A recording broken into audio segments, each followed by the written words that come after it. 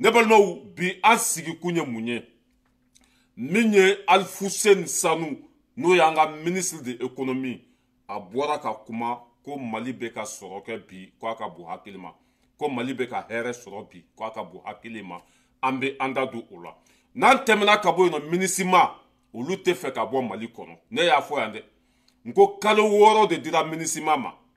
i y'a faamuya bala kalo 4 o tɛmɛna déjà kalo 6 o de dira minisima ma kalo 4 o banna déjà mais minisima ka sɔrɔsi hakɛ min sera ka bɔ Mali kɔnɔ o ye sɔrɔsi ba 3 de sɔrɔsi ba 15 o de bɛ minisima bolo Mali kɔnɔ minisima sera ka sɔrɔsi ba 3 dɔrɔn de labɔ o b'a yira k'a fɔ tagali t'o kɔnɔ u bɔra ka communiqué wɛrɛ kɛ an bɛna an da don o fana la k'o walawala n'an tɛmɛna ka bɔ yen nɔ Makɔrɔ ni musokɔrɔba cɛ ale ku dalen bɛ tasuma kɔnɔ Faransi a ka bon hakili ma a Faransɛ bɛɛ lajɛlen bɛ ka bɔ Paris kɔnɔ yan o bɔliye ninnu na Faransi dugu fitininw bɛɛ bɛ ka bɔ Makɔrɔ kama bi a ka bon hakili ma o bɛ ka bɔ a kama kun min na an bɛna an da don o la n'an tɛmɛna ka bɔ yen nɔ min ye Sema fana ye i b'a dɔn olu de ye Kidali min ye Kande Sumare ye Sema mɔgɔ de ye Kande Sumare minɛ caman bɛ ka segin kɔfɛ bi caman bɛ ka kɛlɛ bila caman bɛ k'u yɛrɛ kɛ Mali kanubaga ye bi Sema terroriste minnu ye Kande Sumare minɛ caman y'a dɔn ko solution t'a la ka in bɛ bila de diyagoya wa caman nimisara dɛ o bɛ ka Mali drapeau ta k'u jɔ n'a ye k'olu ka dɛmɛ bɛ Mali ye an bɛna o image fana yira aw la n'an tɛmɛna ka bɔ yen nɔ Semasi n'o ye ne yɛrɛ fa ka tɔn ye i b'a dɔn an y'u bali le 13 bɔli la o ni politisiyɛn wɛrɛw ye ɲɔgɔn ye tuguni k'olu bɛna hakilina wɛrɛ ta an bɛ an da don olu la k'olu can kosɛbɛ ni waati man ta an tɛgɛ ma min ye Renouveau FM kaba Sidibe bɛ kuma radio so min na Renouveau FM Foras Baci tun bɛ kuma ye ne y'a fɔ de ko Bubu Media don cela veut dire que ni kaba bɔra la kaba Sidibe o ni ko Fanta Tumuta n'o olu bɔra la ma ɲɛnama yɛrɛ tɛ yen Fanta Tumuta ani kaba Sidibe n'olu bɔra Renouveau FM na ma ɲɛnama tɛ yen an ɲa bɛ Jugu Sago dɔ fana sigilen na mɛ ale fana bɛ baara kɛ Renouveau FM de la ale fana bɔra ka kuma dɔ fɔ Jugu Sago ya kuma dɔ fɔ non n'o de fɔ n ko Asimi ka Ibrahim Traoré ladegi Zana Takiyu o bɔra ka Mali dɔgɔya ni Renouveau kelen de la dɔwɛrɛ fana bɛ yen tuguni n t'a tɔgɔ dɔn dɛ mɛ a ka vidéo bɛ n kun n bɛ n'o fana k'a la ko an ka négocier ni minisima ye Sogɛli bɔra k'a fɔ i y'a faamuya ko sira bɛɛ dayɛlɛla Mali kɔnɔ négociation i y'a fɔ sigikafɔ ɲinina bɛɛ lajɛlen fɛ ko an ka kuma bɛn bɛ se ka na cogo min na u banna bɛɛ ma u tun bɛ k'an balimaw faga k'an ka duguw jɛni anw kɛn bɛ ka se sɔrɔ bi i bɛ Jugu Sago den dɔw de sigilen ye plateau sanfɛ ko hali bi ko an ka négocier olu ba tɛ ka sa u fa tɛ ka sa minisima ka tɔɔrɔ tɛ ka se olu ma mɛ ko a ka bon hakili ma quoi mɛ n'an bɛ taa an bɛ se den kolon bɛɛ bɛ na dɔn Mali kɔnɔ minisima n'u ye dɔɔnin don min t'a kɔnɔ o bɛ bɔ panpan na an ka négocier an tɛ négocier dɛ an bɛ t'u ko de an bɛ an da don o la n'an bɔra yen min ye comment s'appelle commandant Mete ale fana commandant Moti commandant Mete ne y'a fɔ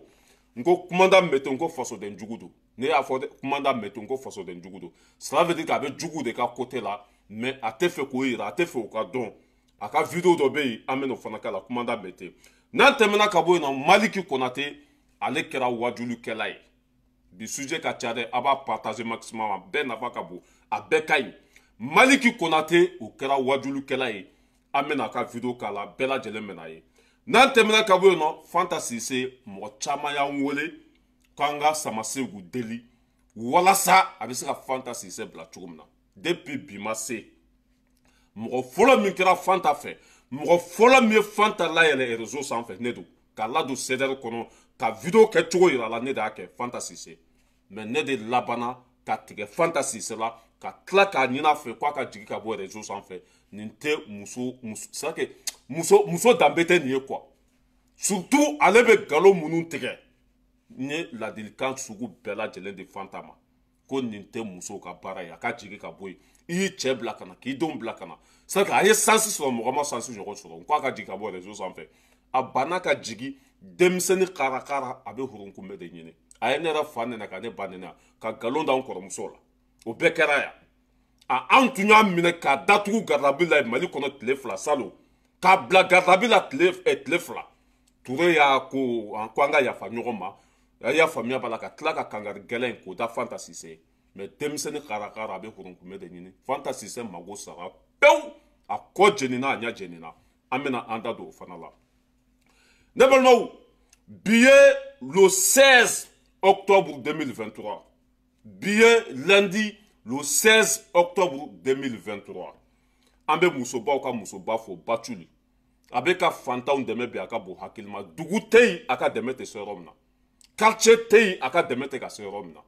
yɔrɔ tɛ Mali kɔnɔ a ka dɛmɛ ma se yɔrɔ min na muso in an bɛ dugawu de k'a ye ala ka miɲɛ an kɔrɔ ala ka si ni kɛnɛya d'a ma n'a tun ma na fantanw tɛ lafiya n'a tun ma na fantanw tɛ hɛrɛ sɔrɔ Batuli an ka foli bɛ taa ni baara ye i bɛ ka baara min kɛ Mali kɔnɔ bi ɲadimi de kɔnɔdimi tɛ ni ala y'i bila ɲɛfɛ fana c'est normal i bɛ sen kan mɛn mais aussi ka n'i la décourager taa n'a ye i bɛ ka ɲumanya min kɛ i sara bɛ ala de bolo wa malidenw fana b'i kɔ Batuli on ensemble Mali dugu tɛ a ka dɛmɛ ma se yɔrɔ min na a bɛ ka bɛɛ dɛmɛ fantan bɛɛ a bɛ ka bɛɛ jigi tugu a bɛ ka bɛɛ ɲaji cɛ a bɛ ka hɛrɛ kɛ fantan bɛɛ ye Batuli an bɛ ɲɔgɔn bolo ne balimaw an sigikunba o ye an ka ministre de l'économie n'o ye Alfousseni Sanu a ko Mali bɛ ka hɛrɛ sɔrɔ bi a ka bon hakili ma dɔ de bɛ ka fara Mali sɔrɔ kan dɔ de bɛ ka fara Mali hɛrɛ kan maliyɛnw bɛna lafiya ko hali a tɛ mɛn Alfousseni Sanu a bɔra ka communiqué kɛ ka kunnafoni kɛ ka lase ko Mali bɛ ka hɛrɛ de sɔrɔ dɔ de bɛ ka fara an ka sɔrɔw kan dɔ de bɛ ka fara an ka hɛrɛ kan a ko min ye an ka sanu ɲinan sanu bɔta ko a cayara fo ka dama tɛmɛ hɛrɛ min sɔrɔla ɲinan sanu bɔta la i y'a faamuya ko depuis ala ka Mali da ko hɛrɛ ɲɔgɔn ma deli ka sɔrɔ ɲinan sanu bɔta la o b'a yira k'a fɔ n'an bɛ taa an bɛ se Mali bɛna lafiya mais i y'a faamuya b'a la a tɛ lafiya aw bɛ fɛ a ka kɛ cogo min na a tɛ kɛ ten sisan dɛ wa sisan tɛ se ka ko foyi de dilan an b'an pasante de ka ɲɔgɔn minɛ ka baara kɛ tiɲɛ kan n'o kɛra an bɛɛ lajɛlen bɛ lafiya mais ɲɛmɔgɔ minnu kɔni bɛ yen olu bɛ cɛsiri sugu bɛɛ de la parce que dɛmɛ tɛ ka bɔ yɔrɔ si i y'a faamuya b'a la Faransi tɛ k'an dɛmɛ Ameriki tɛ k'an dɛmɛ c'est que u bɛɛ y'u sen da an ka hɛrɛ kan mais u bɛɛ n'a ta Asimi n'a ka équipe ka cɛsiri hɛrɛ bɛ ka sɔrɔ Alfousseni bɔra k'a fɔ ko depuis ala ka Mali da an ye hɛrɛ min sɔrɔ ɲinan an ma deli k'o ɲɔgɔn sɔrɔ c'est que an ka sanu bɔta bɛ ka bonya ka taa fɛ i y'a faamuya b'a la an ka sanu min bɛ ka bɔ ko sɔrɔ bɛ ka k'a la a ka bon hakili ma mais ko an ka sɔrɔsiw n'an ka minɛn n'an ka fɛnw o bɛɛ bɛ ka bɔ an yɛrɛ ka fɛnw de la quoi an bɛ ka minɛn minnu san wala a bɛ kɛri bila quoi Faden Sago den dɔ bɛ yen a bɛ ka tête de mort bila a bɛ kɛri bila comment ça s'appelle Jara Jugu Sago den dɔ bɛ a bɛ ka fɛn bila wala an bɛ tɛmɛ ka bɔ yen nɔ ka Alfousseni Sanu fo k'i waleɲuman dɔn n'an bɔra yen an bɛ na MINUSMA u bɔra ka communiqué kɛ k'a fɔ k'olu tɛ se ka bɔ Mali kɔnɔ tuguni ko parce que ko insécurité bɛ fan bɛɛ fɛ i y'a faamuya b'a la olu sirannen don fan bɛɛ mais ko a ka bɔ hakili ma quoi bilahi le 30 décembre n'a sera ka MINUSMA to yen an b'an ka kaw minɛ diyagoya ka tila ka MINUSMA ka minɛn bɛɛ bloqué ka di an ka sɔrɔdasiw ma a y'aw sigi yen dɛ MINUSMA de bɔra ka communiqué kɛ ko Mali tun ye date min di olu ma ko le 30 décembre k'olu tɛ se ka bɔ Mali kɔnɔ ko ka bɛn o ma ko parce que ko Mali bɛ danger la ko Mali bɛ danger la n'olu ko k'u bɛ bɔ cogo dɔ la ko terroriste bɛ na taa olu ka minɛnw cɛni n'olu ko k'o bɛ bɔ ko terroriste bɛ na taa bin olu kan awuzubilahi mina setani rajim terroriste yɛrɛ ko mais e ni ala na kɛ aw yɛrɛ de ye terroriste ye k'a ka bɔ an ka jamana kɔnɔ ko aw yɛrɛ bɛ na bin ɲɔgɔn kan o tɛ fɛ ka bɔ Mali de kɔnɔ mais n bɛ n kali ala la ala min ka bon n ka kali ma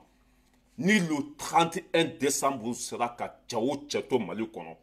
bilahi e ba ka wolo bɛ kɛ fu ye a sɛbɛn ka bila dɛ depuis u bɔra ka communiqué kɛ Abulaye Diop y'u wele joona joona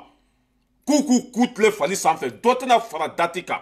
Nɔsanzini olu y'a voté déjà bɛɛ bɛnna le 30 décembre de kan i y'a faamuya wala n'u bɛ sake MINUSMA mɔgɔw bɛ ka tagama ko nɔsi de tagali in tɛ ka bɛn u ma i b'a dɔn ni nɔsi bɛ kamalenba tagama la a tɛ ban i y'a faamuya i bɛ se ka taa fo Tokyo ka sɔrɔ nɔsi ma bɔ yan k'an ka telefɔni sɔrɔ MINUSMA mɔgɔw bɛ ka taa o ta cogo de la o tɛ fɛ ka Mali yɛrɛ de bila 6 mois de dira MINUSMA ma kalo 4 o banna déjà MINUSMA ka sɔrɔdasi ba 3 dɔrɔn de sera ka bɔ Mali kɔnɔ. Sɔrɔdasi ba 15 sɔrɔdasi ba 15 ba 3 dɔrɔn de sera ka bɔ Mali kɔnɔ. Tagali bɛ ninnu kɔnɔ wa? Depuis o don ne y'a fɔ ko tagali t'u kɔnɔ dɛ. N ye vidéo kɛ nin kɛnɛ kelen kan k'a yira bɛɛ la n ko tagali t'u kɔnɔ. Kalo 6 de dira ma, kalo 4 o banna. Aw ma se ka sɔrɔdasi foyi labɔ ni ba 3 tɛ. O b'a yira k'a fɔ o tɛ fɛ ka taa. Kunun u bɔra ka communiqué kɛ ko olu tɛ se ka taa nin cogo la ko parce que ko danger bɛ yen. Ko n'olu ko k'u bɛ bɔ dɔrɔn ko terroriste bɛ na olu ka minɛnw jeni. Masa mais a bilanta bila i ni filan de bɛ ɲɔgɔn na. Asimi ye Abulaye Diop bila k'a k'u wele ko hakilina min b'u la k'olu y'a faamuya dɛ. Mais ko dɔ tɛ fara date kan. MINUSMA 4 ça le 30 décembre o de ye terminus ye. Le 30 décembre o de ye terminus ye. Foyi tɛ fara kan foyi tɛ bɔ a la. N'a sera ka cɛw cɛ sɔrɔ Mali kɔnɔ bi la an bɛ saridaba don i la quoi. Saridaba i b'a dɔn misiw de bɛ sari bɛ don misiw de la. Bilahi ni le 30 décembre sera ka MINUSMA cɛw cɛ to yen an bɛ sari don i la bilahi i bɛ sɛnɛ kɛ. Minɛn fɛn fɛn b'a bolo an b'a a tɛ ma sisan an b'an ka kan bɛɛ minɛ. Le 30 décembre mana se ka MINUSMA to an ka kan fɛn fɛn kɔnɔ an b'aw bila kɛnɛ ma k'an ka sɔrɔdasiw bila an ka kan kɔnɔ k'an ka dugukolo bɛ sécuriser. Quelle honte!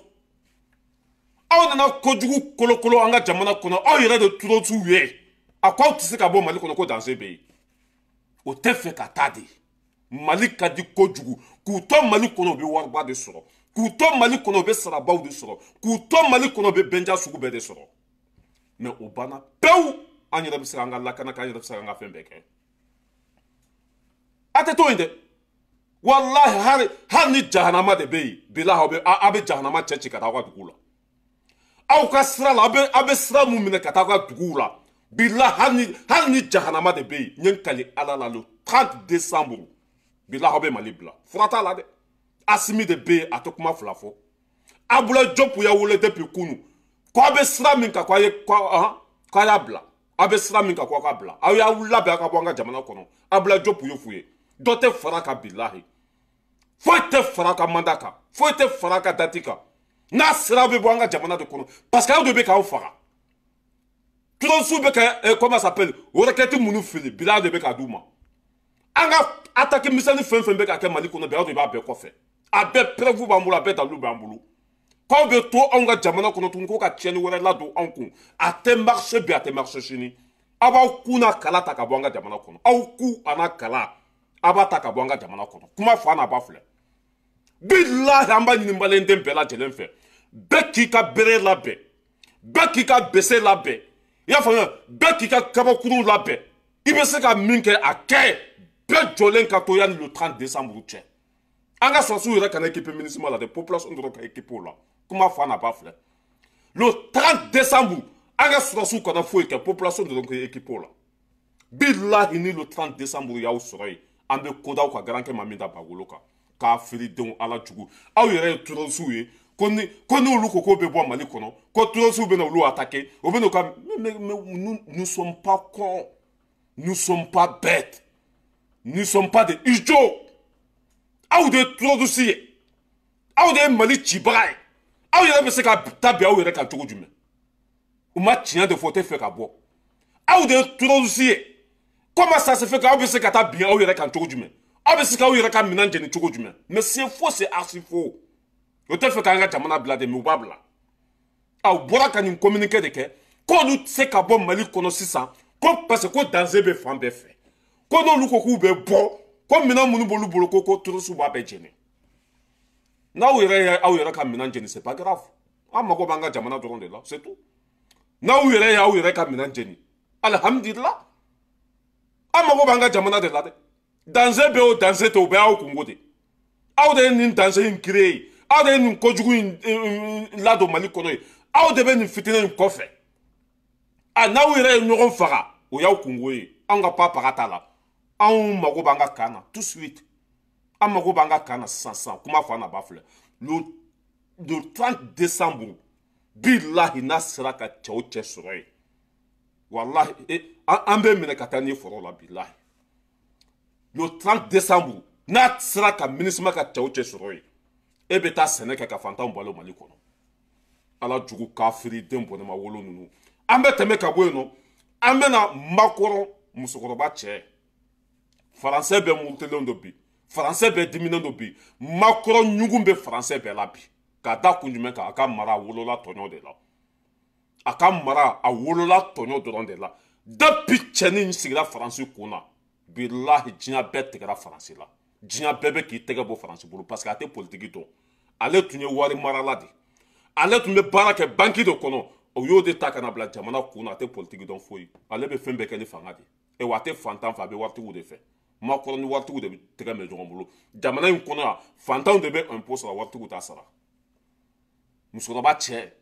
faransiw bɔra faransi fan bɛɛ fɛ ko Macron ye faransi kalanko tiɲɛ Macron ka fanga bɛ ɲini ka kɛ bubu ka fanga ye san 2 denmisɛnninw ma kalan Mali kɔnɔ faransi fana yan faransiw bɛ ka marché dɛ ko Macron bɛ fɛ ka faransi kalanko tiɲɛ ko n'a ma se ka dɔ fara olu ka kalanko kan k'a kana u ka kalanko bɔ n'aw la dɛ a kana u ka kalanko tiɲɛ dɛ ni Macron ma se ka dɔ fara faransi kalanko kan k'a kana dɔ bɔ a la dɛ faransiw bɔra mun na ko n'i y'a jate minɛ bi bi na kilasiw kɔnɔ ni mɔgɔ 20 de tun bɛ yen sisan mɔgɔ 40 de bɛ ka tellement que jama bɛ ka caya quoi wari t'u bolo ka mɛtiriw sara mɔgɔ 40 de bɛ ka don kilasi kelen kɔnɔ bi o tɛ ka kalanko tiɲɛ o tɛ ka éducation tiɲɛ wa mɔgɔ 40 bɛ se k'o kalan cogo jumɛn mɔgɔ kelen bɛ se ka mɔgɔ 40 kalan cogo jumɛn a faransi ekɔlisow la bi bi na denmisɛnnin 40 bɛ se ka taa ye kilasi kelen kɔnɔ o de tɛ ka bɛn faransiw ma bi ko non o tɛ se ka passer o faransi kilasiw kɔnɔ bi i y'a faamuya bala n'a y'a sɔrɔ kunun mɔgɔ 20 de tun b'a kɔnɔ walima mɔgɔ 15 a caman ba yɛrɛ a fanba hali ne den bɛ kalan kilasi min na mɔgɔ 15 de tun b'a kɔnɔ bon n'a fɔra ko mɔgɔ 40 bɛ ka taa bila kilasi kelen kɔnɔ o tɛ komi n'i taara sagaw bila wɛrɛ la o yɛrɛ funteni bɛ ka ɲɔgɔn bana ye a tɛ marché dɛ faransɛ bɛɛ bɔra ka Macron nɛni ka tasakolonw ta ka tɛgɛrɛw ta ka dunu ta ka kare kɔnɔnaw minɛ ko Macron bɛ fɛ k'olu ka kalanko don galama la ka da kun jumɛn kan jama cayara o yɔrɔ k'u ka dɔ fara école maîtriw kan ka dɔ fara écolisow kan Macron tɛ k'o kɛ dɛ Macron bɛ ka taa i y'a faamuya bala denmisɛnninw bɛɛ to kilasi kelen de kɔnɔ mɔgɔ 40 mana taa to kilasi kelen kɔnɔ kalan bɛ yen tuguni wa kalan tɛ yen dɛ o de bɛ ka faransiw tɔɔrɔ bi ko fo k'o de ka dabila mɔgɔ 40 tɛ se ka kalan kilasi kelen mɔgɔ 40 o kan ka bɛn kilasi 3 de ma mɔgɔ 40 o kan ka bɛn kilasi 3 de ma comment ça se fait que mɔgɔ 40 bɛ t'i sigi kilasi kelen kɔnɔ français bɛ diminen da kɔrɔ bi ka da nin kan ani retraite min n'a tun y'a ɲɛ gɛngɛ a la n'a tun ye i y'a faamuya bala kɔkɔ a tɛ segin a kɔfɛ retraite si mana se san 62 ma o tun y'i ka retraite ye Macron ko non i y'a faamuya bala wari tɛ yen ka retraitew sara ko bɛ baara de kɛ fo ka taa se u ka don laban ma Macron ko retraite tɛ yen tuguni parce que Macron ye san joli fara kan san 62 tun don Macron y'a kɛ san 44 ye i mana san 64 kɛ baara la e bɛ se ka sogo ɲimi tuguni ya tu peux même pas te profiter a san 62 tun don Macron y'a kɛ san 64 ye o dimi bɛ faransiw fana la ko bɛna bɔ o fana la ka fara ekɔlidenw ta kan Macron ko bɛ tasuma la bi a kɛra komi gɔn kelen na bila ani afirikɛnw tɛ ani a yɛrɛ ka jamana tɛ ani européenw tɛ ani ameriki tɛ ani risi tɛ ani mɔgɔ si tɛ juguya ni nkalon kɔ filɛ nin ye tacɛ ni halaki a faransiw bɛ kare kɔnɔ fan bɛɛ fɛ kunun o ye fan bɛɛ minɛ k'olu ka kalanko bɛ na tiɲɛ u ka kalanko bɛ ɲini ka don galama la denmisɛnninw ka éducation k'a bɛɛ bɛ ɲini ka tiɲɛ Macron tile la jama bɛ ka caya o lori k'o ka dɔ fara ekɔlisow kan ka dɔ fara mɛtiriw kan Macron tɛ k'o kɛ dɛ a bɛ ka taa denmisɛnninw bɛɛ ton kilasi kelen de kɔnɔ mais c'était une honte ko bɛ ka ye Macron tile la faransi la bi la depuis ala kan da ma ye fɔlɔ mais n'an bɛ taa an bɛ se an bɛ tɛmɛ ka bɔ yen nɔ an bɛna sema mɔgɔw la sema turudisiw min ninnu tun y'an ka kan minɛ k'o t'an ka kan bila caman bɛ k'an ka kan bila bi race balayira de l'homme tranquille depuis Paris information à la source turudisiw minnu tun taara ka kan de Sumare minɛ sema turudisiw ninnu u yɛrɛ y'a faamuya bi ko Mali ye kulu de i binna k'a b'i bo tigɛ a mana bi k'a b'i bo kari sema turudisiw caman bɛ ka ji kɛ bidon na caman bɛ ka segin a kɔ caman bɛ ka kan bila n'an bɛ taa an bɛ sew ne y'a fɔ ko Asimi de bɛ yen bilayi n'a ye cɛ o cɛ sɔrɔ an ka kan ninnu kɔnɔ bilayi a bɛ miseli jigin kan ye k'i ni bɔgɔ bɛɛ kɛ kelen ye y'a faamuya ka ça que ka kan bɛɛ ci a n'a mina ka bɛɛ jeni Assimi mago t'a la bi dɛ n'a ye cɛw cɛ sɔrɔ Kande Soumaré kɔnɔ i ni mina ninnu an b'a bɛɛ don ɲɔgɔn na ka Kidali ci ka tila ka jɔ a Sema Turusu o y'a faamuya bi k'a fɔ tan tɛ Assimi bolo kɛlɛ cogo t'an ka sɔrɔsiw la barika b'an ka sɔrɔsiw la bi fanga b'u la o bɛ se ko la bi mɔgɔ minnu tun ye Kande Soumaré minɛ o bɛ ka Mali drapeau de ta bi k'u jɔ n'a ye n'an bɛ taa an bɛ se a y'u lajɛ dɛ a y'u lajɛ olu de filɛ nin ye ɲɛ t'u la minnu tun ye Kande Soumaré minɛ olu de filɛ nin ye bi o bɛ ka y'a faamuya bala an ka sɔrɔsi finiw don k'an ka drapeau ta k'olu bɛ Mali kɔ o bɛ Mali armée kɔ o bɛ Mali fɛ bi k'olu tɛ terroriste ye dɛ y'a faamuya bala o bɛ k'an ka drapeau de ta bi ni ma basa ku tigɛ y'a faamuya bala a tɛ dingɛ da yɔrɔ ɲini ni ma basa ku tigɛ a tɛ dingɛ da yɔrɔ ɲini minnu tun y'an ka kan minɛ bi u y'a dɔn k'a fɔ solution t'a la kan tɛ se ka minɛ o bɛ ka segin kɔ caman ye kan bila caman bolila ka taa Algérie caman tagatɔ Algérie u yɛrɛ bɔmu jugu minnu don sira la a ye caman faga olu la i y'a faamuya la minnu ma se ka taa olu fana bɛ ka taa Mali drapeau ta k'u yɛrɛ kɛ maliyɛnw ye bi kan in bɛ ka bila dɛ fɛn fɛn tun ye c'est à dire que fɛn fɛn tun ye kan in minɛ a ye taa ko sɛgɛsɛgɛ ko Aras Bala yɛrɛ de y'a fɛ c'est à dire que caman bɔra jama la sɔɔni i y'a faamuya kan in lankolon bɛ na to yen parce que solution t'a la o n'an y'i sɔrɔ kan in kɔnɔ an bɛ tɛmɛ n'i ye de a kɛlɛkɛminɛn b'an bolo a cɛw b'an bolo a force bɛ an na a fanga bɛ an na a se bɛ an ye wa foyi tɛ se anw ka armée lajɔ bi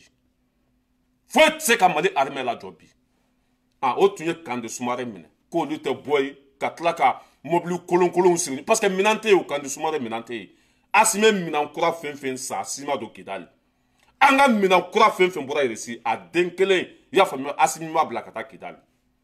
Bouaka minɛn kɔrɔw de tun bɛ Kande Soumaré kɔnɔ o ye Kande Soumaré min minɛ mobili dɔw tun bɛ olu tɛ se ka hali boli olu tɛ se ka hali wuli o y'olu mobili ninnu siri ɲɔgɔn na ka Kidali kɔnɔnaw minɛ k'olu ye an ka kaw minɛ u yɛrɛ b'a dɔn ko fanga bɛ Assimi na force bɛ yen armée monte en puissance tile fila tile saba tile naani caman ye ji kɛ bidɔn na minnu ninnu tora yen olu bɛ ka taa an ka drapeau ta bi ko vive Mali k'olu b'an kɔ bi u b'an kɔ sini a bila an t'a bila i ni filan de bɛ ɲɔgɔn na a bila an t'a bila tasuma kami n'a dara i tɛgɛ kɔnɔ i b'a fili caman bɛ ka kɛlɛ jigin so minnu tun ye Kande Soumaré minɛ o b'a mɛ ko an ye Kidali lamini de mɔgɔ tɛ don mɔgɔ tɛ bɔ hali ɲina a tɛ don Kidali kɔnɔ bi hali kɔnɔ tɛ se ka tɛmɛ Kidali sanfɛla la bi an bɛ i y'a faamuya Algérie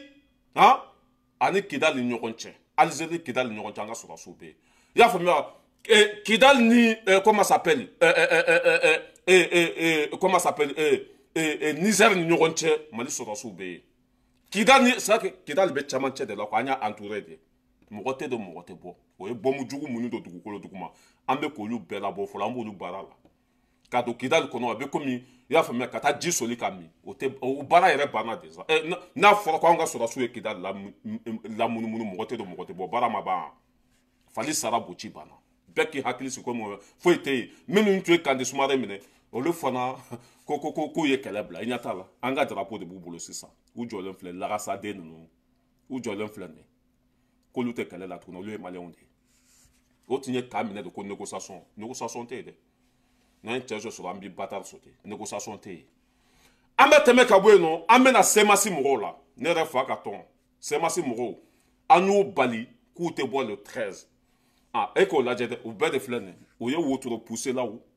a ɲamancɛlaw k'olu de fara ala e k'a lajɛ ne y'a fɔ ko semasi tɛ se ka ci ka ci ne yɛrɛ fa ka jɛkulu Imam Diko ka tɔn ye semasi a mɔgɔnin de filɛ nin ye ko mun Jawara Daba Jawara ale ni politicien kelen de bɛ cɛbilen Dramɛ yɛrɛ tɛ foyi nin politicien ɲinana nin tɔgɔ kɔ nin bɛ Adema de la Aras Baci tonton kura voilà Aras Baci bamuso in furula nin de ma sisan aw ɲɛ b'a la ale kelen de bɛ kɛnɛ in kan ani n t'a dɔn a filɛ denmisɛnnin fitinin k'olu fara ɲɔgɔn kan k'o taara hakilina kura ta ko don n'a nata la k'o bɛ bɔ k'o fana da mɔgɔw tulo kan ko semasi mɔgɔw o ni politicien kelen ani n t'a dɔn ko wotoro pusela dɔw u taara sigi ka fara ɲɔgɔn kan k'o ye hakilina kura ta ko don n'a nataw la k'o bɛ tila k'o bɔ k'o fɔ n'aw donna da la i k'a fɔ ne ma ko to mɔriya mɔgɔ tɛ aw fɛ aw kɛra komi samiya bɔ barika tɛ aw la a y'aw nɛgɛ bɔ bɛɛ la bɛɛ y'a dɔn ko aw ta tɛ maliko ye aw ye place ɲinan ni fɛn ɲininaw de o tɛ marche mali kɔnɔ tuguni denmisɛnnin fitininw ka taa place i y'a faamuya parti politiques sigi ka ban baara ma k'olu ka jamana impôt dun o banna pewu soit i bɛ taa wotoro poussé walima i bɛ taa tunga la parti politique an bɛna bɛɛ ci ka bɔ mali kɔnɔ an bɛna bɛɛ don o don an b'u k'u tigɛ yan k'u nɛgɛ bɔ bɛɛ la hali wulu tɛ don parti politique kɔnɔ tuguni c'est fini parti politique hali wulu a tɛ don a kɔnɔ tuguni hali wulu tɛ don a kɔnɔ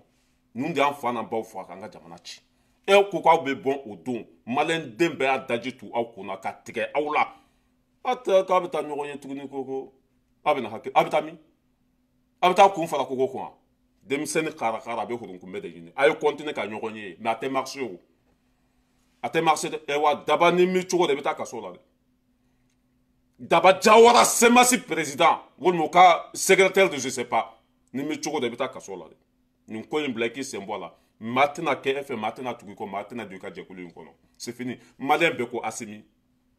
maliyɛn bɛɛ ko asimi maliyɛn bɛɛ bɛ asimi de fɛ a bila n'i ma bila malo b'a da fɛ i y'a faamu n'i ma bila malo b'a da fɛ daba jawara an bɛ tɛmɛ ka bɔ yen nɔ an bɛna Air Nouveau FM pour que n ka heure kana ta n tɛgɛ ma Air Nouveau FM ne y'a fɔ yan mɛ n ko a man ɲi mɔgɔ ɲɛnamaw b'u de k'u hakɛ to mɔgɔ ɲɛnamaw b'a kɔnɔ mɛ olu k'u hakɛ to Air Nouveau FM ne y'a fɔ k'a man ɲi parce que bubu ka radio so don den kolon ninnu bɛɛ bɛ taa kuma in de aw yɛrɛ bɔra kalama harama mɛn min ye Zana Takiyu a bɔra ko an ka taa négociation na an ka bɛn dɛ an balimaw de bɛ yen an ka n'u faga dɛ petite patata a bɔra k'o molobaliya kuma in fɔ depuis tan y'a can a donna a ka wo kɔnɔ ye a jugu sago dɔ bɔra tuguni ko fo k'an ka négocier ne ko est-ce que ne t'a dɔn kuma u tulo ninnu bougélen don wa Sogɛli y'a fɔ yan ko an ye négociation ɲini bɛɛ fɛ k'u banna de a ko an bɛ waati min na komi bi ko négociation tɛ yen mais c'est à dire que ne yɛrɛ t'a dɔn ninnu ye den modèle minnu ye quoi an ka cɛ lamɛn dɛ n t'a tɔgɔ dɔn mais a kɔni bɛ Air Nouveau in de la a y'a lamɛn dɛ a ye cɛ lamɛn. c'est à dire que ne bɛ fɛ ka min fɔ dɔrɔn an tun bɛ se a ye cɛ in lajɛ je crois que mɔgɔ b'a ale de photo filɛ nin ye yan ale de photo filɛ nin ye sema mɔgɔw bɛ se ka kuma surtout k'a y'a fɔ ministre de la solidarité réconciliation à plusieurs reprises a taara Kidali maintenant c'est vrai que bɛnbaliya u ma se ka ɲɔgɔn faamuya mais o bɛɛ n'a ta an kan ka dialogue in continuer c'est vrai hostilité in kɔni daminɛna hostilité in daminɛlen gouvernement kɔni bɛ continuer olu ka armée ka mission de ye mais fɛ k'o ɲininkali enchaîner an bɛ négocier mun kan an bɛ négocier min kan an bɛ négocier d'abord an bɛ fasow de ye an bɛ maliyɛnw on est des frères et filanan an bɛ négocier mun na an bɛ négocier k'a fɔ a kɛra cogo cogo n'an ni mɔgɔ dɔw tɛ bɛn a la mun ye terroriste ye ani sema mɔgɔw a kɛra cogo cogo an bɛ se ka compromis dɔ sɔrɔ ne hakilina t'a ye donc on bɛ se ka compromis sɔrɔ nin bɛɛ y'a bila il faut jamais rompre avec le dialogue parce que dialogue en réalité sigi ka fɔ o ye damu ye Isu bɔra ka fɔ sisan bon ne yɛrɛ tɛ nin cɛ in tɔgɔ dɔn quoi je ne connais même pas mais n y'a ka vidéo ye ne yɛrɛ tun t'a miiri k'a fɔ ko malidenw wɛrɛ bɛ t'i sigi tuguni k'i bɛ nin kuma sugu bɔ i da kɔnɔ quoi mais c'est honteux c'est décevant e ka Sogɛli lamɛn dɛ Sogɛli ye min fɔ n t'a dɔn ninnu ye mun démodèle ye quoi a ye Sogɛli lamɛn dɛ Sogɛli bɛna min fɔ. Venir tuer des Maliens au centre du Mali pour qu'on oublie le Nord, ça c'est de la divagation. Nous n'allons pas céder. Ce que je vous demande, laissez tout actuellement et soutenez notre armée. Lorsqu'on a un pays entier qui nous appartient, tous les débats peuvent se faire. Mais aujourd'hui, pensez à ces hommes qui sont dans la poussière, dans le soleil, dans le vent. Certains ne mangent même pas, loin de leur famille. C'est eux que nous devons soutenir. Parce que c'est dans ça qu'on va recouvrer notre dignité et notre horoya, comme on dit en Bambara. C'est pour cela que je vous demande de rejeter ces arguments fallacieux qui viennent nous dire il faut la paix. Qui a refusé la paix? Nous avons demandé la paix, mais quand tu viens nous tuer, on ne peut pas s'asseoir. Quand des gens viennent...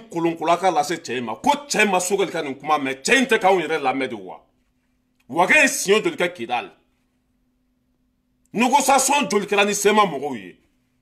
hali bi ne sigilen bɛ ko hali bi ko an ka négocier ko sema mɔgɔw ko malidenw don malidenw tɛ bi malidenw tɛ sini turɔziw don u y'an fa n'an ba joli faga o ye dugu joli jeni e masa ne yɛrɛ tun b'a miiri k'a fɔ mɔgɔ bɛ sɔrɔ Mali kɔnɔ tuguni k'i bɛ taa i sigi ka nin kuma sugu fɔ quoi mais c'est honteux, c'est décevant. Ni ye radio so in ne ma da la n'a bɛ si sɔrɔ dɛ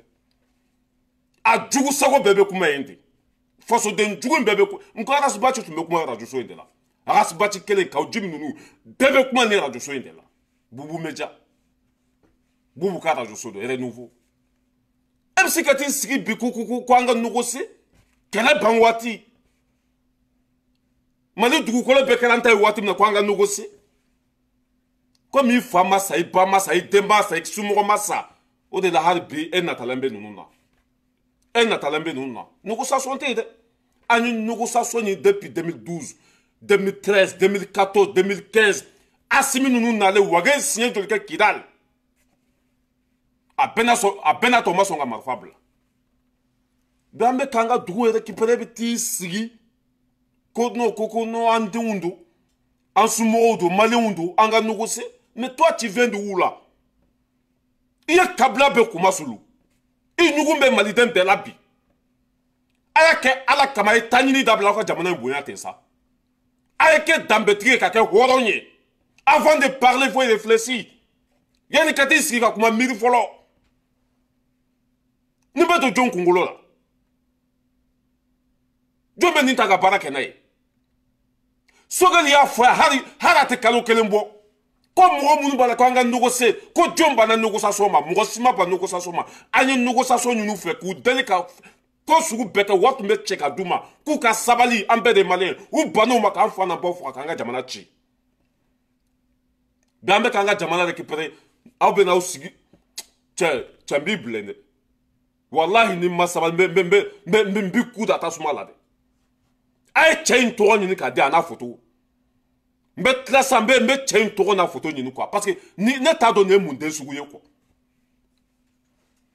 waati min na an bɛɛ concentré len don ko Kida i bɛna ko an ka Kida t'u bolo ko maliyɛndenw don mais lui vient de où là est ce que nin ye maliyɛn yɛrɛ ye wa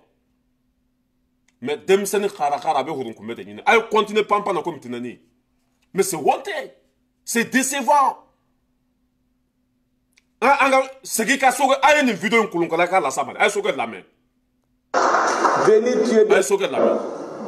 C'est pour cela que je vous demande de rejeter ces arguments fallacieux qui viennent nous dire il faut la paix. Qui a refusé la paix?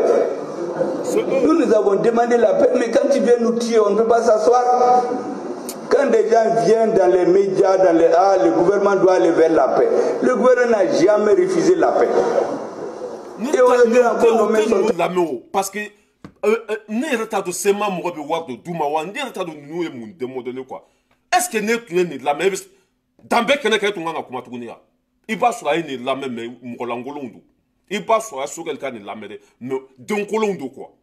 sinon fasoden ɲuman jumɛn bɛ nin lamɛn tuguni ne bɛ bɔ ka dɔ fara nin kan on n'a jamais refusé la paix waati bɛɛ an tun bɛ bɛn de ɲini na waati bɛɛ an tun bɛ fɛ an ni ninnu ka kɛ kelen ye olu de banna. N'u banna o ye fɛn min ɲini o y'a sɔrɔ o ye fɛn min ɲini bi o y'a sɔrɔ an tɛ segin kɔfɛ dɛ la paix tɛ yen négociation tɛ yen foyi foyi tɛ yen joli tɛ suma nɛn kan o ye mɔgɔ minnu fa faga olu tɛ se ka wuli bi o ye mɔgɔ minnu ka dugu jeni bi dugu in tɛ se ka segin a nɔ la cɛ o cɛ bɛ ka t'i sigi bi ko an ni sema mɔgɔw k'an tɛgɛ di ɲɔgɔn ma an t'a yafa aw ma bi an t'a yafa aw ma sini aw ye ala jugu de aw ye fasoden jugu de cɛ o cɛ bɛ ka t'i sigi bi i y'a faamuya i ka intérêt kama k'a ni sema mɔgɔw ka négocier bilahi kafiri den bi kafiri den sini i ɲɔgɔn hɔrɔn kolon den ma wolo joli bɛ suma nɛn kan joli tɛ suma nɛn kan a y'an to an k'an ka jamana in jɔ a ye ta ka bɔ an da la barika tɛ aw la a tɛ se ka jamana jɔ a y'an to an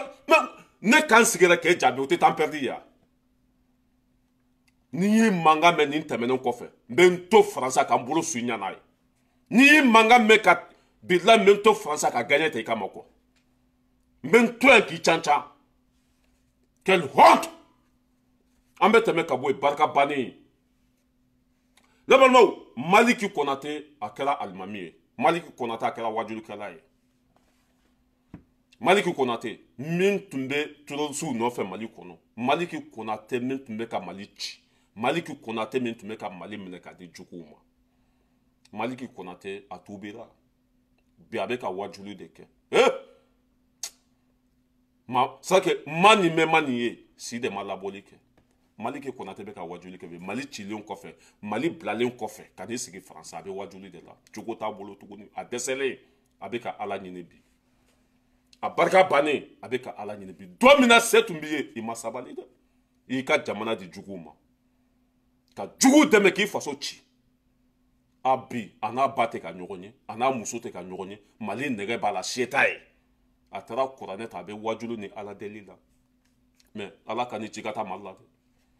billahi ni tara malla ka dossier kaso bomba be bin e kan billahi e ka abe français ka faso chokola ala aka kala wajulu kala de sa ala me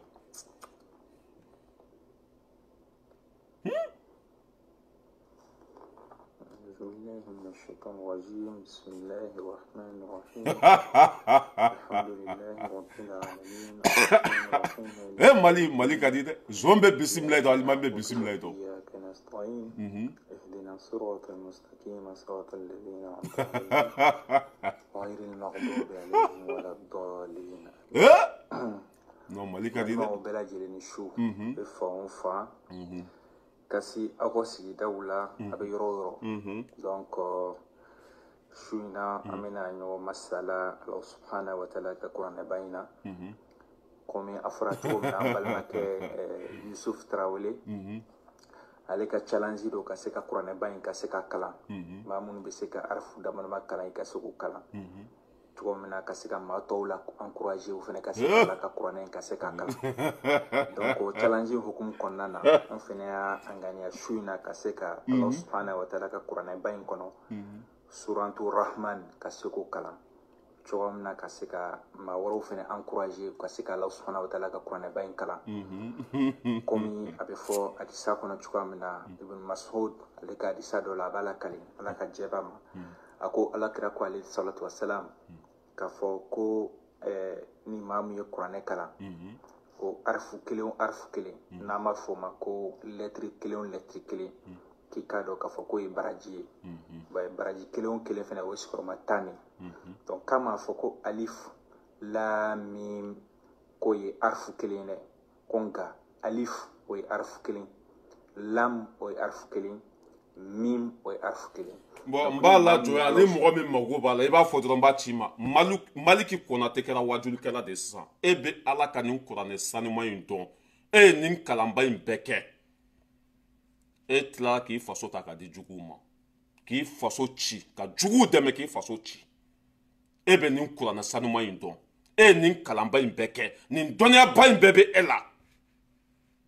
Ala tilala k'e dusukun geren ka Ala n ko Mali de kɔnɔ zon bɛ bisimila I dɔn alimami bɛ bisimila I dɔn bi Maliki sigilen lajɛ ni kuranɛ jaja kalannen don Maliki kalannen don ka tɛmɛ fɛn bɛɛ kan Maliki de kɛra Mali ma jugu ye Maliki de kɛra Mali ma jugu ye mɔgɔ minnu sara Mali kɔnɔ Maliki sen b'a la janfa min taara ka Mali sɛgɛrɛ Maliki tun bɛ janfa kɔnɔ bi kalan bɛ mun ɲa wajuli bɛ mun ɲa bɛɛ tigɛlen e la nin dɔnniya in bɛ e la e ye nin kuranɛba in kalan mais e ma se ka hakili ɲuman sɔrɔ ka k'i faso fɛ fo e k'i faso minɛ ka di juguw ma e masa jɔn ka siri laban ye dɛ ne t'a dɔn I bɛna jɔn kalan bi o je sais pas kɔnɔnafili don wa tatiɲɛ don wa mun de binna kan k'ale fana bɛna dɔ waju k'ale fana bɛna dɔ bilasira e ye nin kuranɛ sanuman in kalan e ma se ka hakili ɲuman sɔrɔ ka I faso dɛmɛ k'i faso jɔ fo e taara fara jugu de ka wari kosɔn miliyɔn 240 kosɔn miliyɔn 240 kosɔn k'i faso janfa miliyɔn 240 kosɔn a y'a faso janfa o de sigilen bɛ kuranɛ kunna bi Ala tigɛr'i la kira tigɛr'i la malidenw tigɛr'i la Maliki Konate Ala tigɛlen b'i la malidenw tigɛlen b'i la bɛɛ ɲugun bɛ bɛɛ la bon I b'a dɔn min bɛ ala kɔnɔnafili de b'a kan n ko Mali tun ka di dɛ Maliki tun bɛ Mali la n ka cɛ fo a tenda bɛ biri ye quoi a b'a ka mobilinin kɔnɔ a b'a ka climatiseur kɔnɔ a bɛ taa a ka bureau kɔnɔ loko bɛ dun sɛ bɛ jeni fɛn bɛɛ o bɛɛ tigɛra bɛ faransi a bɛ sukurunin kelen de kɔnɔ yan muso t'a bolo den t'a bolo I ɲɛ t'a koyo cogo la faransi ma nɔgɔn dɛ bilahi ni nana faransi a teri t'i la somɔgɔ t'i la i kelen bɛ sɔnni kɔnɔ ye i b'a fɔ ko diɲɛ bɛɛ y'i janfa hali prison ka fisa n'a ye hali prison ya mɔgɔ tɛ taa bɔ mɔgɔ la mɔgɔ ye mɔgɔ to mɔgɔ la mɔgɔ tɛ se mɔgɔ ma hali i voisin tuma dɔ la a bɛ san kelen kɛ aw tɛ ɲɔgɔn ye o kɔnɔna fili n'o tɔɔrɔ Maliki taara kuranɛ ta k'i sigi k'ale bɛ wajuli kɛ mais trop tard ne t'a dɔn e bɛna jɔn waju o n t'a dɔn e bɛna jɔn waju o mais Ala ka hinɛ aw bɛɛ la k'aw dayɔrɔ sumaya nin dɔnniya in bɛ e la nin kalanba in e y'o kɛ Ala ma se k'e lakana k'i bila sira ɲuman kan i ka k'i faso fɛ fo e taara fara jugu de k'a ka faso ci ha an bɛ tɛmɛ ka bɔ yen Ala ka hinɛ la le petit corps an bɛ na Fanta Sise mɔgɔ caman y'an wele k'a hinɛ bɔ olu la bi a denw b'a kɔ a denw minɛna a ka papier dati banna Fanta yɛrɛ bɛ ɲini ka kɛ fatɔ ye ko an ka Samasegu deli k'a ka Fanta bila ne kɔni o date ne kun ka Samasegu deli ne ni Samasegu bɛ ɲɔgɔn sɔrɔ téléphone na an bɛ ɲɔgɔn wele n terikɛ don an bɛ ɲɔgɔn sɔrɔ téléphone na n terikɛ don ni n y'a wele a bɛ n ka appel ta n'a ye n wele n b'a ka appel ta mais ne da tɛ se ka fɔ Samasegu k'a ka Fanta bila parce que Fanta ye min ɲini a y'a sɔrɔ jɔn de bɛ yen n'i ma kuma Fanta fɛ k'a ka sabali ne ye kanga joli d'a ya mais a ye ne kɛ jugu ye o kɛ ne b'a fɛ de bi an bɛ don min na komi bi Fanta denw i y'a faamuya b'a la faransi faamaw y'a minɛ parce que den ninnu tun tɛ condition ɲɛnama kɔnɔ ni denmisɛnninw tɛ condition ɲɛnama kɔnɔ i y'a faamuya la l'état de b'u ta ka t'u lamɔ l'état hali an ka kɛ sa ne muso ni denw i y'a faamuya an tɛ ka équiper an denw na an bɛɛ bɛ ɲɔgɔn kan dɛ mais an tɛ ka den ninnu an tɛ ka équiper u la ni denmisɛnninw y'a fɔ faamaw ye o bɛ na den ninnu ta ka taa n'u ye Fanta taara Mali la papier dati banna ye Fanta cɛ bɛ yan papier t'a bolo a tɛ baara la foyi denmisɛnw ninnu bɛ mun de dun o bɛ ladon cogo jumɛn o bɛ bila condition ɲɛnama kɔnɔ cogo jumɛn a tɛ yen cɛ tɛ baara la foyi ni denmisɛnninw tɛ condition ɲɛnama kɔnɔ i y'a faamu n'u taara école la n'a yɛrɛ u ɲɛ kan walima n'u yɛrɛ cogo dɔ la l'état bɛ t'u ta dɛ l'état bɛ t'u ta ka t'u bila condition ɲɛnama kɔnɔ n'a fɔra mɔgɔ ma k'a to n'i m'a to n'a to n'i kɔrɔ kelen b'a cɛ i ye mun sɔrɔ nin na Facebook tɛ wari d'i ma sanga in tɛna wari d'i ma foyi tɛna wari d'i ma i ye mɔgɔ min ka kɛlɛ kɛ ale fila ka concert taga n'a ka bɛnjɛya la e bɛ kaso la bi i denw bɔra i taaɲa la i ta t'i denw ye bi o bɛ harigijɛ dun bi wa Ala de b'a dɔn o bɛ kɔsɔn haluf an b'a fɔ a ma ko haluf kɔsɔn le kɔsɔn la n t'a dɔn bamanankan na a tɔgɔ yɛrɛ n t'a dɔn a tɔgɔ yɛrɛ lɛ haluf i den bɛ n'olu dun bi Ala de b'a dɔn a kɛra Fanta bolo perdi dan ye quoi perdi dan papier dati banna kelen a ka denmisɛnninw minɛna i y'a faamu la so tɛ ka sara ni cɛ tɛ baara la a bɛ so sara cogo di e dun ka so tɛ ni tɛ ka so sara a b'i labɔ a kɔnɔ dɛ non mais ni ku b'a bɛɛ fɔ a hinɛ fana ka bon quoi moi je peux pas tout dire mais n da tɛ ne kun ka fɔ Samaseko k'a ka bila quoi parce que ne fɔlɔ de y'a ladi yan k'a fɔ a ye k'a ka sabali dɔgɔyama tɛ a ma min da ne kan Ala b'a dɔn ne bɛ tiɲɛ de kan a ko ka di ne ye de ne bɛ fɛ a ka bɔ nin sira jugu de kan a ma ne lamɛn ka t'i sen don jaliko kɛlɛw la Samaseko m'i fa tɔgɔ fɔ a m'i ba tɔgɔ fɔ aw tɛ ɲɔgɔn dɔn foyi k'o muso lajaba ka Samaseko muso danbe bɔ a la ka Samaseko muso kɛ ɲuguntan fɛ kabila kɔnɔ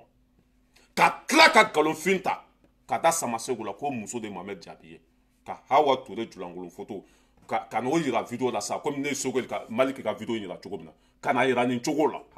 Hawa Ture Lankolon photo ka n'a yira comme Maliki sigilen filɛ cogo min na ne y'a fɔ yan dɛ depuis n t'a dɔn a bɛ kalo joli bɔ ne ye kunnafoni sɔrɔ n ko Fanta ka mandat n k'a kɛra 3 de ye n ko bɔcogo tɛ nin ko in na de ne y'a fɔ yan mais n'an bɛ taa an bɛ se ne y'a fɔ n ko bɔcogo t'a la denmisɛnnin karakara a bɛ hɔrɔnkunbɛ de ɲini bientôt so bɛ na minɛ denmisɛnninw minɛn'a la papier dati banna a bɛ bɔ kaso la sini Ala de b'a dɔn a bɛ bɔ san wɛrɛ Ala de b'a dɔn bɔ waati t'a la masa a ma an kɔni ta mana kɛ cogo cogo an bɛ Maliko de la yan dɛ an tɛ vie privée ko la an tɛ foyi la yan an tɛ jaliko kɛlɛ la an tɛ ba paga la yan an bɛ Mali ko de hali n'an taara Mali la n'an donna kaso la ne ka kaso tɛ kelen ye dɛ han den fɛn fɛn tun b'a bolo faransi a faamaw taara den ninnu bɛɛ cɛ ka taa n'u ye k'u bɛɛ minɛ ka t'u ladon parce que den ninnu tɛ condition ɲɛnama la cɛ tɛ baara la a bɛ se ka denmisɛnnin ninnu balo cogo jumɛn a bɛ se ka so sara cogo jumɛn papier tɛ cɛ bolo ani denmisɛnninw tɛ condition ɲɛnama kɔnɔ c'est interdit ici fanga de bɛ t'u minɛ k'u bila condition ɲɛnama kɔnɔ den ninnu bɛɛ minɛna so tɛ ka sara papier dati banna fan tɛ bɛ kaso la e ta in a ma jɛnɛ sogodogo taara Mali la a ye kalo 3 de kɛ mais a ka papier dati ma ban a ka so juru ma yɛlɛ jɛnɛ sogodo la foyi duwawu den de jɛnɛ sogodo ye an ye t'a dɔn an ye combien de mille fara ɲɔgɔn kan k'a di jɛnɛ sogodogo ma a k'a dɛmɛ jɔn bɛ dɛmɛ bi ne bɔra kaso la jɔn bɛ dɛmɛ personne i bɛ t'i hali n'e nana i bɛ taa si métro de kɔnɔ walima i bɛ si carré kɔnɔ parce que so in n'a tɛ ka sara a bɛ minɛ i bɛ si so min kɔnɔ n'a tɛ ka sara a bɛ minɛ e bɛ se k'i to kaso la k'i bɛ so sara yan économie tɛ yen a bɛ wari min sɔrɔ a bɛ don produit la produit munna don o bɛ wari min sɔrɔ a bɛ don produit de la ne y'a fɔ e yan n ko danga min bɛ e kɔn k'a bɛ ku i la i ye mobili san galon kan yan ka bila ka taa k'i bɛ taa di ba ma ko ka to ka don a kɔnɔ ko ka taa sali misiri la o mobili hali bi a ma ye o mobili minɛna dangaden sɛfu don a ye galon da bɛɛ la a ye bɛɛ tɔɲɔ a binna bɛɛ kan fatɔkɔrɔ bilalen a filɛ nin i ni denw tɛ i ni cɛ tɛ i n'i ka so tɛ i n'i ka papier tɛ i ni balimaw tɛ i bɛ kaso la boli kaso kuntala in fana ala kelen de b'a da dɔn ala ka hinɛ la k'i da yɔrɔ sumaya denmisɛnnin harakara a bɛ horonkunbɛ de ɲini n tɛ Samasɛku deli bi n t'a deli sini n y'a ladi siɲɛ joli den ta ye galon da n kɔrɔmuso la n ko n'i ma sabali a ma ɲi a bɛ cogo di bi ka mɔgɔw tɔɲɔ hakɛ kɔ filɛ ka bin mɔgɔw kan mɔgɔ minnu da t'u la da t'u bolo foyi foyi t'u bolo o tɛ video kɛ videokɛlaw tɛ ka bin u kan k'u tɔɲɔ fu hakɛ kɔ filɛ nin ye a denw minɛna la papier dati banna a tun bɛ si so min kɔnɔ o tɛ ka sara a bɛ bɔ kaso la don jumɛn ala de b'a dɔn ala ka hinɛ la k'i da yɔrɔ